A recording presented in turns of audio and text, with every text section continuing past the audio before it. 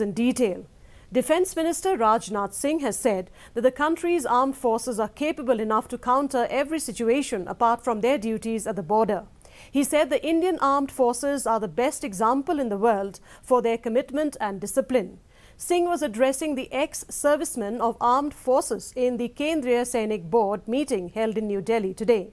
The minister lauded the ex-servicemen's selfless effort to serve the society during COVID pandemic. He said these ex-soldiers are always ready to contribute in fighting any calamity in the country.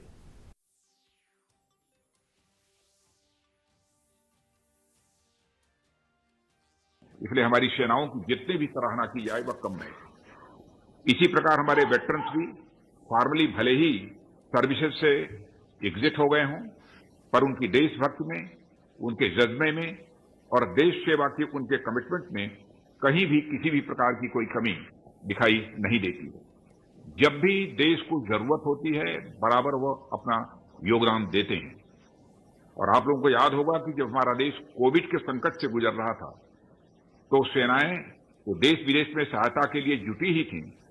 राज्य सैनिक board से हमारे veterans भी बड़ी संख्या में दवाइयों, ventilators, oxygen और अन्य प्रकार की राहत सामग्री के साथ देश के कोने कोने में अपनी बहुत ही महत्वपूर्ण भूमिका का वो निर्वाह कर रहे थे।